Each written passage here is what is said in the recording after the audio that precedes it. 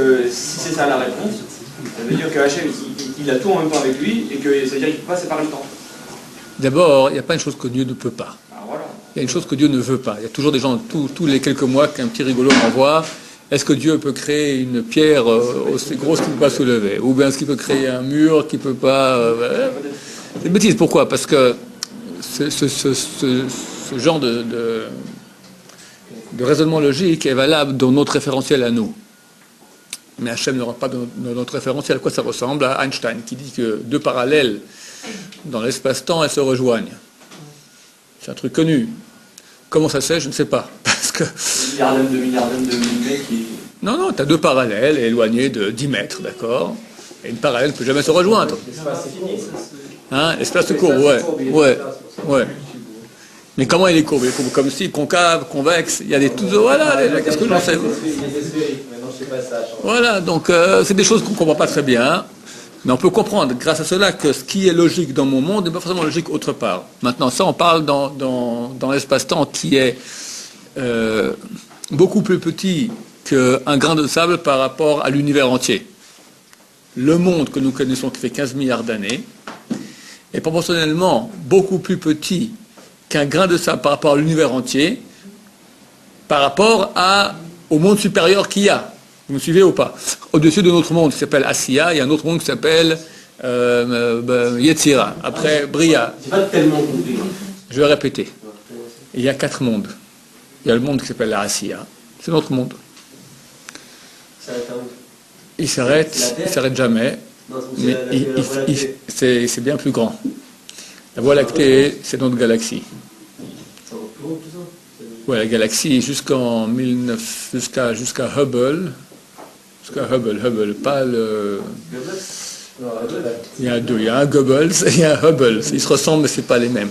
Hubble, c'était un astrophysicien qui a découvert qu'à part la galaxie, il y a aussi d'autres galaxies. Avant Hubble, on croyait que les petits points qu'on voit dans le ciel, c'était des étoiles. Eh bien non, il s'avère que les petits points qu'on voit dans le ciel, très souvent, ce sont des galaxies. Une galaxie, ça comptait environ 100 milliards d'étoiles, en moyenne. 100 milliards d'étoiles. Aucun être humain ne peut imaginer la grandeur d'une galaxie. On ne peut pas imaginer ça. On ne peut pas, avec des efforts très grands, on ne peut pas, c'est trop grand pour nous. Ça, c'est qu'une galaxie. Il y en a qui sont tellement éloignés que quand on les voit, c'est comme un petit point. Et ça, c'est celle qu'on voit. Et il y en a beaucoup qu'on ne voit pas du tout. Donc le monde, il est complètement... 15 milliards d'années, c'est une chose. Ça, c'est... Je ne sais plus si c'est Olam Asiya ou si c'est le plus bas niveau des 10 niveaux de Olam Asiya. Je crois que c'est le plus bas des 10 niveaux. Parce qu'il y a 10 sphères dans Olam Asiya. D'accord? Maintenant, ça c'est Asiya. Asiya, après tu as Yetzira, qui a 10 niveaux aussi. Après tu as Bria, qui a 10 niveaux. Après tu as Atzilut, qui a 10 niveaux. Puis après tu as encore beaucoup de choses. Après on arrive à ce qui s'appelle l'infini, c'est pas encore Hachem. C'est une émanation de Hachem. Voilà, donc tu comprends que notre monde à nous, la Yeshua Yosef, qui est très très précieuse aux yeux de Hachem, sachez qu'on est très précieux aux yeux de Hachem. Pas la Yeshiva que la Yeshiva, tout le monde aujourd'hui. C'est minuscule de minuscule et minuscule, mais c'est rien de rien de rien. C'est plus petit que le rapport qu'il y a entre un grain de sable et l'univers, qui fait 15 milliards d'années-lumière. Le rapport qu'il y a entre un grain de sable et l'univers 15 milliards d'années, il est beaucoup plus petit que le rapport qu'il y a entre notre monde à nous, qui fait 15 milliards d'années, l'univers, et l'infini de Hachem. Pas Hachem, l'infini qui est une émanence de Hachem, qui sort de Hachem. Hachem, on n'en parle même pas. D'accord?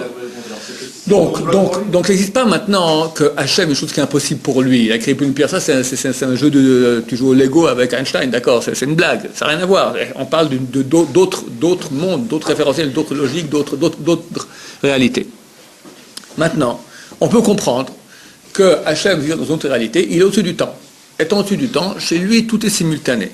Si tout est simultané, alors il n'y a plus une question du type. Si tu vois à l'avance que le type va se planter, alors pourquoi tu lui donnes le libre arbitre? Hachem crée ensemble, tout ensemble. C'est-à-dire qu'il y a une chose qu'on ne peut pas comprendre en fait.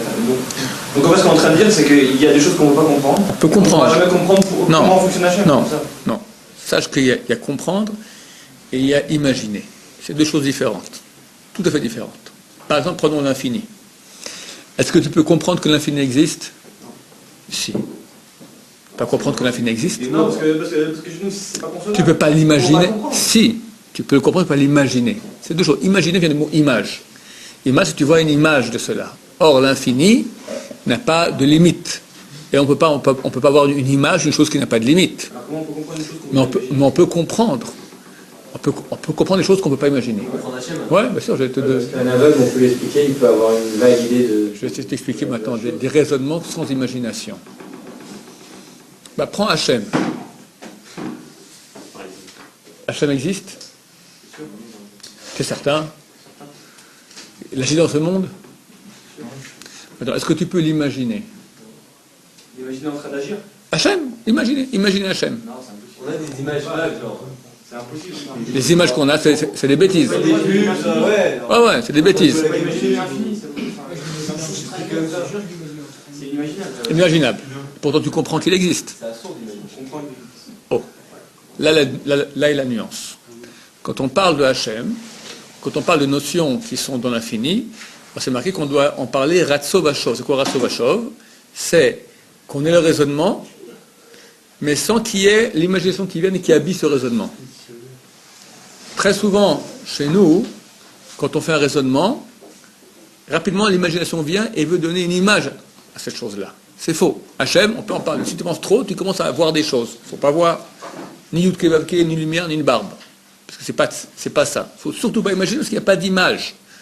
Mais tu peux concevoir une chose qui n'a pas d'image. Maintenant, tu peux concevoir que l'infini existe. Oui, c'est pas compliqué. Tu comprends qu'il y a du fini. Tu comprends qu'il y a du fini. Tu comprends un truc qui n'a pas de fin. Ça n'a pas de fin. Tu peux comprendre ça. Tu peux le voir. En aucun cas. Comment je peux imaginer une chose qui n'a pas de fin? Je peux pas. On peut comprendre que ça existe, mais Voilà. on peut aussi ne pas comprendre comment ça marche. Tu peux. On peut comprendre, Ça veut dire quoi? Comprendre comment ça marche, qu'il n'y a pas un infini? Il n'y a rien qui marche là-dedans. On peut comprendre sa manière de- Les vrais termes que tu dois employer, c'est qu'il y a une compréhension rationnelle. Ça veut dire je peux comprendre que ça existe, je ne vais pas le voir, je ne vais pas l'imaginer. L'imagination, c'est une chose qui est petite. Petite. C'est que dans le monde du fini. On a dit que le divin c'est un référentiel différent de l'être humain. Oui. Donc on ne peut pas comprendre vraiment comment agit le divin. Tu peux pas comprendre vraiment, mais tu peux comprendre qu'il agit différemment. On peut comprendre à notre niveau. Quoi. Tu peux comprendre. C'est pas dire que tu comprends. C'est pas dire je comprends pas et c'est tout. C'est plus que ça. Tu peux comprendre certaines. Comprends peu, voilà, suffisamment pour comprendre que maintenant, étant au-dessus du temps, donc chez lui tout est simultané. Attends, c'est quoi? Regarde, les astrophysiciens disent, on parlait un peu d'astrophysique, d'accord, de galaxies, etc. Il y a dans l'univers des trous noirs. Quand on regarde au télescope, on voit un gros trou noir. C'est quoi un gros trou noir? C'est-à-dire sur quelques millions d'années-lumière, il n'y a pas de lumière. D'abord, il faut que j'explique un peu quelques notions basiques. Quand on parle du monde, le monde, il est beaucoup trop grand pour qu'on parle de distance en kilomètres, ou en 1000 kilomètres, ou en centaines de milliers de kilomètres. C'est beaucoup trop grand. Donc on parle en temps-lumière. Le temps, par exemple, la distance qu'il y a ici entre la Terre et la Lune, c'est 300 000 kilomètres. Le temps que parcourt la lumière pour voyager, 300 km, environ une seconde. C'est à peu près, c'est un peu moins, d'accord? Un peu moins de 300 000 km. En une seconde, la lumière voyage pendant, traverse environ un tout petit peu moins de 300 000 km. Donc ça veut dire que entre la Terre et la Lune, il y a une distance de 1 seconde lumière. Le Soleil se trouve à 8 minutes lumière de la Terre. Et très loin le Soleil. C'est-à-dire que la lumière voyage pendant 8 minutes pour toucher notre rétine. Et si maintenant quelqu'un éteint le Soleil, clink, maintenant, pendant 8 minutes, il y aura encore du Soleil. On regarde dans les... Non, non, Le passé. On va passer, en fait. tu vois toujours passer. C'est vrai que lorsque tu regardes une étoile qui est éloignée, c'est comme ça, Elle est éteinte, puis on la... c'est quoi le boulot maintenant, le grand boulot des astrophysiciens? Ils ont envoyé dernièrement, comment s'appelle ça, le truc qu'ils ont envoyé? C'est pas Kobe, c'est pas Hubble. Wally. Walid, je crois que c'est Kobe. Kobe, ils ont envoyé maintenant. Avant, ils ont envoyé Hubble, ou je sais pas, il y a un Kobe, un autre c'est Hubble. Un, ils ont envoyé. C'est vieux, c'est le Alors c'est Hubble, le dernier. Un super satellite qui voyage très loin dans l'espace. Il est super, beaucoup mieux que le celui. Et il y a quelques mois, ils ont donné une image de l'univers, environ, je crois que c'est 300, je ne sais plus combien, 3 millions d'années, je ne sais plus, quelques millions d'années après sa création. Une image de l'univers. Comment on peut voir l'image de l'univers? C'était il y a 15 milliards d'années. Ils regardent très très loin avec les télescopes, à une distance tellement éloignée que la lumière qu'ils voient, c'est celle qui est sortie de ces étoiles-là il y a 15 milliards d'années. Ah, on va pas passer là. Hein, exactement. C'est-à-dire, si maintenant quelqu'un se trouve sur une étoile qui est, comme je raconte ça très souvent, une étoile très proche de chez nous, on va dire qu'il se trouve environ à, allez, on va dire 3500 ans lumière, 3500 années-lumière de la Terre. C'est une étoile très voisine de notre galaxie, c'est très proche. La galaxie, elle fait je ne sais plus combien, quelques centaines de milliers d'années-lumière. Une qui se trouve à quelques milliers d'années-lumière, c'est rien du tout. Tu as là-bas un petit bonhomme vert qui... Hein, je crois, quelque chose comme ça. Ok. E.T. Il regarde maintenant là. Il regarde maintenant. Maintenant. C'est quoi ce bleu? Oh, c'est marrant. Qu'est-ce qu'il voit? Voilà, mon cher Rabbeinu qui ouvre la mer. Maintenant, il voit ça en live. Et Pharaon qui le poursuit. Le temps qu'il arrive de là-bas jusqu'ici, ça Mais il vient pas ici, il est là-bas. Oui, il peut voir, mais il ne peut pas agir dans le passé. Il peut pas agir, mais il peut voir le passé en live. C'est-à-dire quoi? C'est la lumière qui fait le temps. Il y a... Moshe Rabbeinu fait comme ça avec sa main. D'accord. Quand il fait comme ça avec sa main, il y a un rayon de soleil qui touche sa main. À ce moment-là, il y a eu du soleil, d'accord? Et ce rayon de soleil, maintenant, il rebondit sur sa main. Parce que la lumière rebondit sur notre... On appelle ça, le rayon, on appelle ça un photon, c'est une particule de lumière. Le photon, il part à une vitesse de 300 000 km à la seconde. Il part dans l'espace. Et il part. Et il part. Et il part. Et il part. Dans 3500 ans, il sera où? 3500 ans plus tard, il sera où ce petit photon?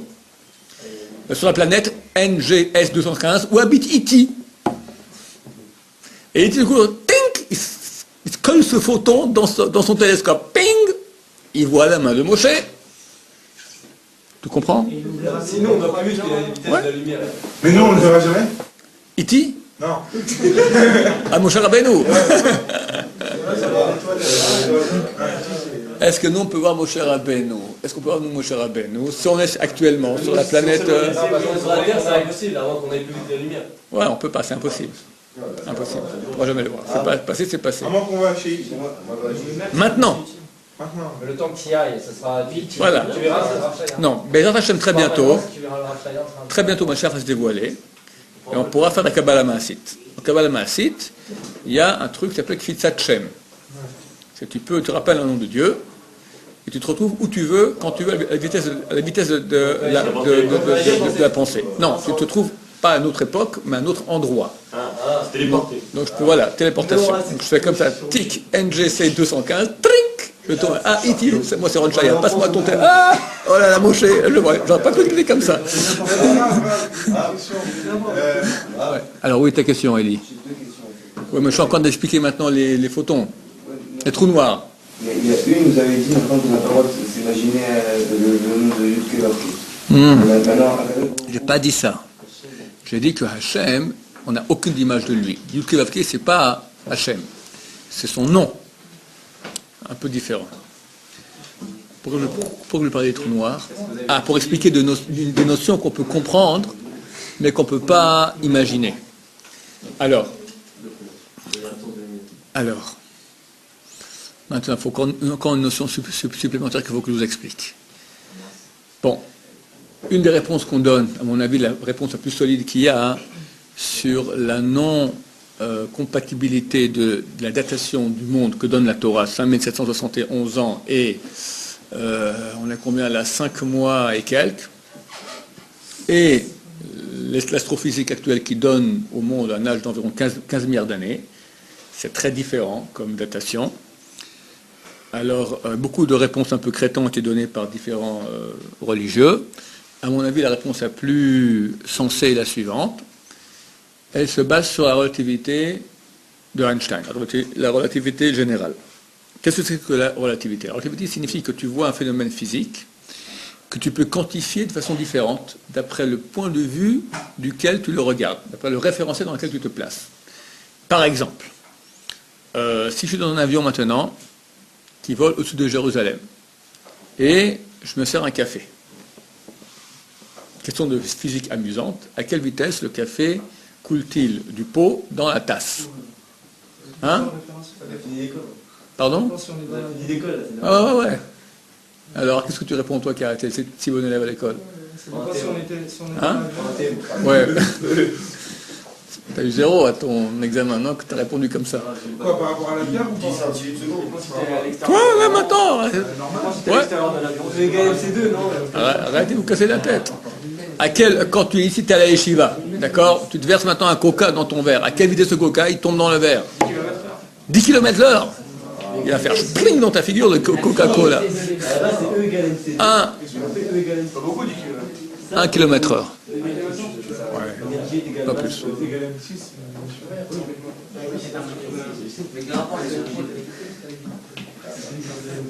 Messieurs, je propose qu'il y ait un peu de silence. Merci. Alors, à 1 km/h. Maintenant, tu as justement un amateur d'astronomie avec le télescope qui est en train de regarder et de chercher une planète. Tout, il voit ma barbe dans l'avion et voit que je me verse un café. L'avion passe maintenant en train de voler à 900 km/h. À quelle vitesse notre apprenti astronome, il voit le café passer? Question se pose. Alors le café, je ne comprends pas. Est-ce qu'il est en train de couler à 900 km/h ou à 1 km/h? Tout dépend du référentiel. C'est tout bête. Comme dans un ascenseur, tu peux parler à quelqu'un, tu lui passes un bouquin, d'accord, ou les deux, vous êtes immobiles. Mais si on vous regarde à l'extérieur, vous êtes mobile. Quelqu'un maintenant, on est tous immobiles maintenant, quelqu'un qui nous regarde depuis la Lune, il voit qu'on est en train de tourner à 2000 km/h. Parce que la Terre, elle tourne très vite. D'accord? Donc ça, c'est une notion enfantine que tout le monde comprend. On appelle ça la relativité mécanique, au niveau des mouvements. Vient Einstein et dit ce qui est valable au niveau de la relativité mécanique est valable aussi au niveau du temps. Ça veut dire, notre perception du temps. Tu as une montre qui est à l'heure. Et partout dans le monde, 1 heure, c'est 1 heure. Einstein vient et dit non, c'est faux. Parce que le temps est relié à la matière. C'est ça, l'espace-temps. L'espace et la matière, il est imbriqué avec le temps. Quand tu changes certaines données matérielles, ça influe sur le temps. Le temps va changer. L'espace, c'est pas... Alors, ça dépend de quoi? Ça dépend de certains facteurs, comme la différence de déplacement dans l'espace. Quelqu'un qui voyage rapidement dans l'espace, alors le temps chez lui passe plus lentement. Ça veut dire que lui, il va avoir 1 heure sur sa montre, mais pour quelqu'un d'autre sur la Terre, ce sera 1h02, 1h03, ce sera un peu plus. L'exemple des deux jumeaux. L'exemple des deux jumeaux. Deux jumeaux, un est resté sur Terre et l'autre est parti en navette spatiale très rapide dans l'espace. Vous voyez une vitesse effarante voisinant celle de la lumière. Ils partent pour 24 heures. Et les deux ont 20 ans. Il décolle, il fait 24 heures de voyage dans l'espace. 24 heures là-haut? Ouais, sur sa montre. Et quand sur sa montre à lui dans la navette spatiale. Pour 24 heures, il revient, il a quel âge? 20 ans et 1 jour. Au niveau physique, il a 20 ans et 1 jour. En vérité, il s'est beaucoup ennuyé dans le voyage, parce qu'il voulait voir pour rien voir, parce que vu qu'il faisait le tour de la Terre très rapidement, c'est Shachit min Harabit, Shachit min Harabit, Shachit min Harabit. Ouais, bien sûr. C'est un arabe, c'est pire, pas le temps, il fait 5 fois. Il revient sur Terre, 1000 ans sont passés. Son frère jumeau est mort enterré. 1000 ans. C'est leur histoire. C'est leur histoire théorique. Ah, théorique. Ouais, mais elle est vraie, elle n'est pas fausse. Ils l'ont pas fait. Non, parce qu'on peut pas. On n'a pas. Mais aussi, c'était. La vitesse, elle change les choses. Tu prends un bâton qui fait 1 mètre. Tu le mets dans une cabine spatiale qui va à une vitesse très très grande. Bien qu'il n'y ait aucun frottement avec l'extérieur, le bâton il fait 1 demi-mètre. Bon, c'est des données comme ça qu'il faut savoir. D'accord? Pourquoi la vitesse, ça change le temps? C'est imbriqué. La vitesse, l'espace et le temps. Pour pas mourir. Maintenant, il y a par exemple le champ de gravitation. Quand tu as un champ de gravitation qui est très grand, alors le temps se dilate aussi, le temps devient beaucoup plus lent. M'a dit un copain qui est un grand religieux à Aix-les-Bains, qui est un ancien physicien, encore aujourd'hui en physique nucléaire, il m'a dit que dans les trous noirs, qu'est-ce qu'il y a? La supposition qui est la plus en vogue aujourd'hui, c'est que dans les trous noirs, il y a des planètes qui sont très très grosses.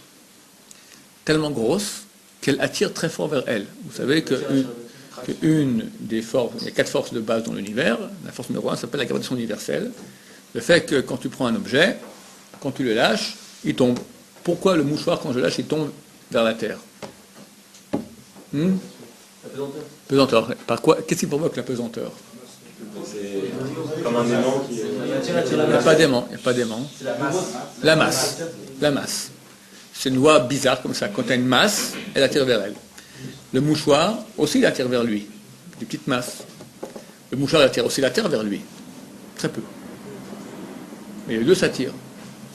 Maintenant, quand tu as une masse énorme, comme celle qu'on croit qu'il y a dans les trous noirs, qu'est-ce qui se passe? Tout ce qui est autour, sur des millions d'années-lumière, c'est énorme, est happé. Bouk. Donc, plus elle est grosse, elle est énorme, d'accord? À un point tel qu'elle a une masse tellement forte que même les photons sont les particules les plus légères de l'univers, la lumière, parce que c'est un soleil incandescent, ce trou noir, d'accord? C'est une planète. Plus tu mets de la matière ensemble, plus ça chauffe. Dans nos moteurs à explosion dans les voitures, comment on fait pour que le moteur il fonctionne?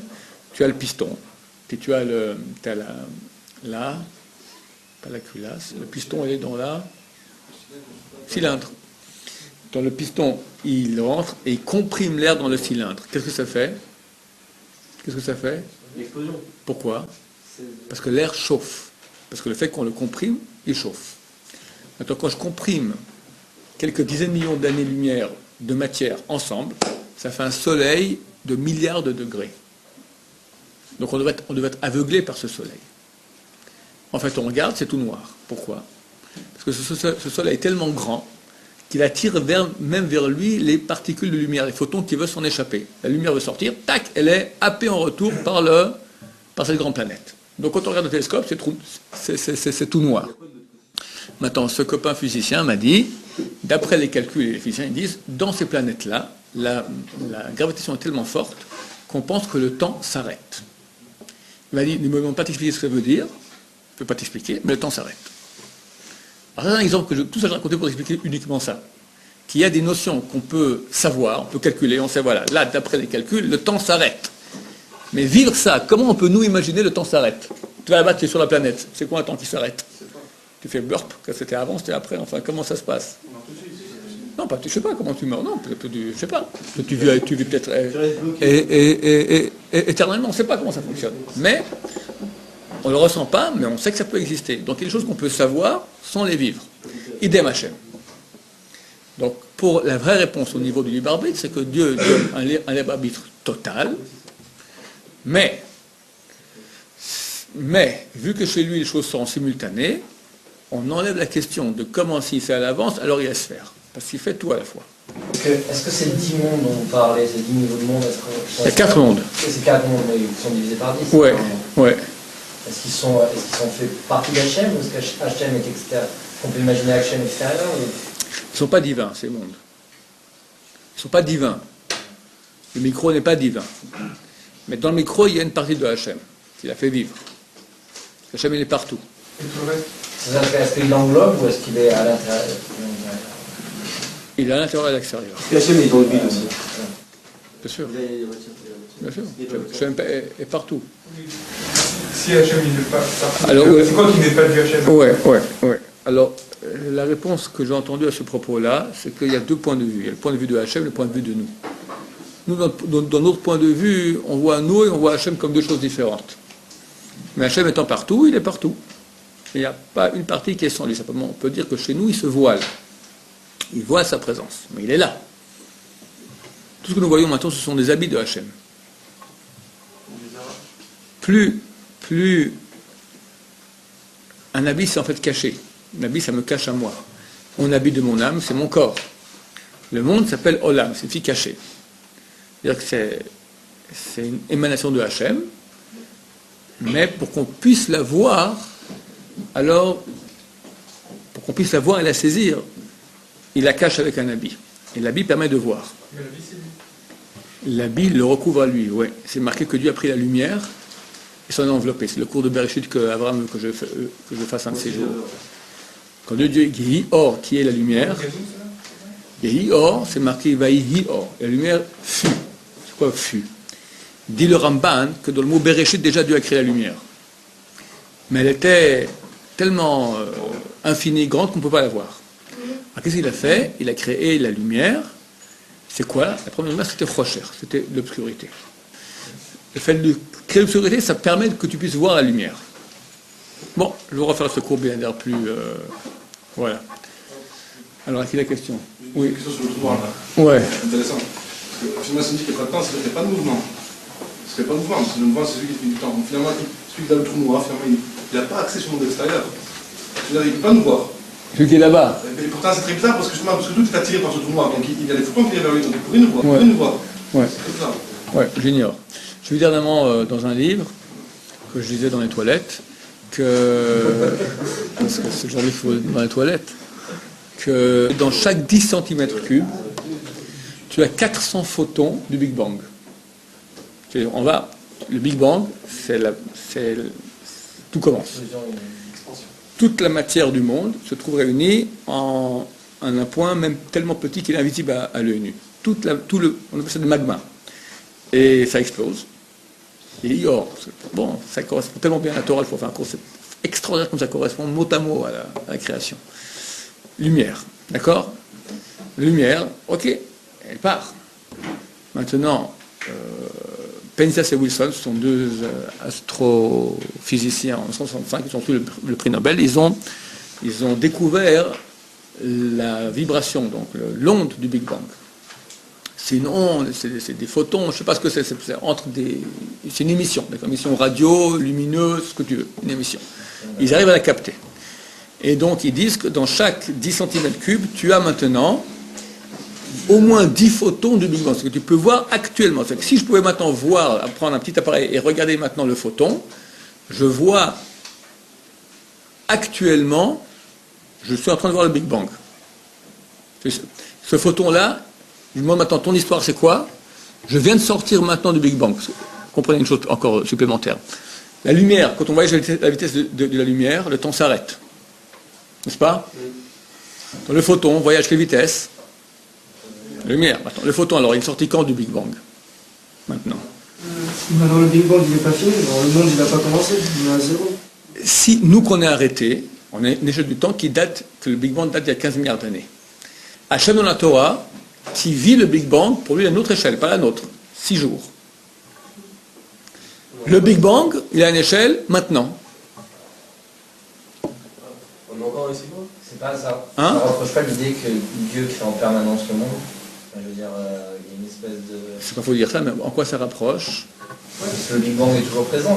Donc il veut créer le monde à tout moment. Non, Big Bang, c'est un moment. Simplement le photon, vu qu'il voyage avec la lumière, chez lui, le temps n'existe pas. Donc lui, maintenant, il est en train de vivre maintenant le Big Bang. Mais c'est pas un nouveau Big Bang, c'est le même. Simplement, lui, il est dans le référentiel du temps qui ne change pas. Est-ce qu'il a une masse, ce photon? C'est une question. Je ne sais pas si c'est une onde ou une masse. Bon, on ne sait pas. Voilà, on ne sait pas. C'est pas clair. C'est-à-dire quoi, on dit qu'à chaque instant le monde, Dieu il recrée le monde, je sais pas. C'est pas qu'il crée, c'est qu'il insuffle maintenant de son énergie sans cesse. C'est comme la lampe, tu éteins un temps le courant, il n'y a plus rien. Le monde, il est fait d'énergie.